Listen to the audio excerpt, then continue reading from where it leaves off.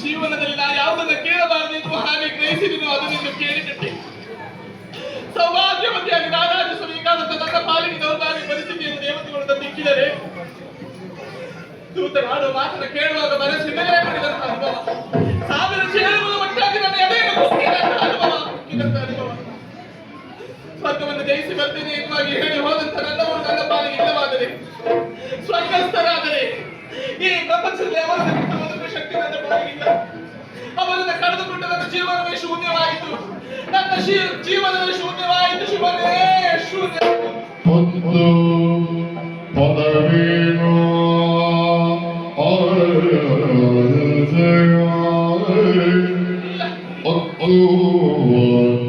ಪದವೇನು ಸುಮ್ಮನೆ ಸತ್ತವರು ಜೀವಿ ಬರೀ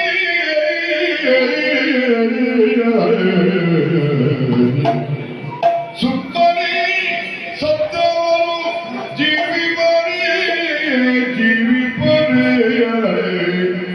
ಸಮರಸ ಭಕ್ತನಾಗಿ ತರು ಮಹಿಷಾಸುರಗೆ ಒಲಿವಿನಿಗನಾಯಿ ಸಮರಸ ಭಕ್ತನಾಗಿ ತರುಣೈ ಮಹಿಷಾಸುರೈ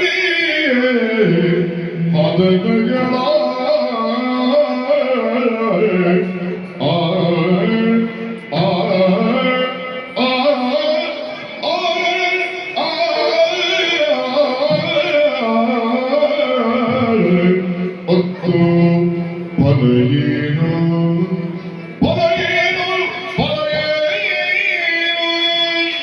ನನ್ನವರನ್ನ ಕಳೆದುಕೊಂಡೆ ಎನ್ನುವ ಹಾಗೆ ಬಿಕ್ಕಿ ಬಿಕ್ಕಿ ಅತ್ಯಂತ ಸತ್ತವರು ಮತ್ತೆ ಬರ್ತದೆ ಸಾಧ್ಯವಿದೆ. ಅರಣ್ಯ ರೋಧದ ವಾದಿಟ್ಟು ಬಿಟ್ಟರೆ ಇದರಿಂದ ಯಾವ ಪ್ರಯೋಜನವಿರುವುದಾಗುವುದಕ್ಕೆ ಸಾಧ್ಯವಿಲ್ಲ. ಕಾಲವಲ್ಲದ ಕಾಲದಲ್ಲಿ ನನ್ನವರು ಮೃತ್ಯುಗೀಡಾದರು ಅಂತಾದರೆ ಇದು ಕೊಲೆ, ಇದು ಕಗ್ಗೊಲೆ. ಹಾಗಿದ್ದರೆ ನನ್ನ ಈ ದೌರ್ಭಾಗ್ಯ ಪರಿಸ್ಥಿತಿ ಕಾರಣ ಯಾರು ಯಾರು ಯಾರು ಯಾರು?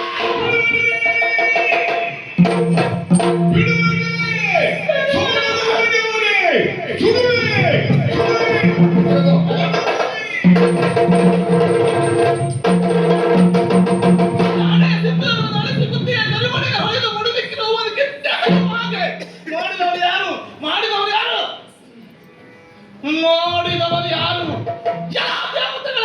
ದೇವತೆಗಳೇ, ನನ್ನ ಈ ಪರಿಸ್ಥಿತಿ ನೋಡಿ ಗಮನಿಸಿ ನಗುತ್ತಿದ್ದೀರೆ.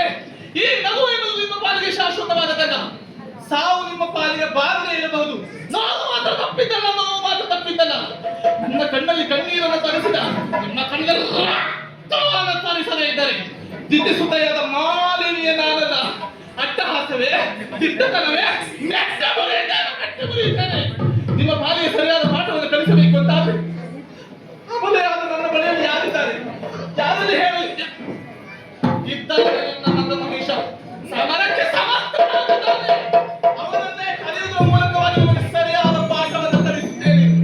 ನನ್ನ ಮಗನನ್ನ ದೀರ್ಘ ಧ್ವನಿಯಿಂದ ಕಲಿತೇನೆ ಅಂತ ದೀರ್ಘ ಧ್ವನಿಯಿಂದ ಕಲಿತೇನಂತೆ. ಮಗನೇ ಮಹೇಶ,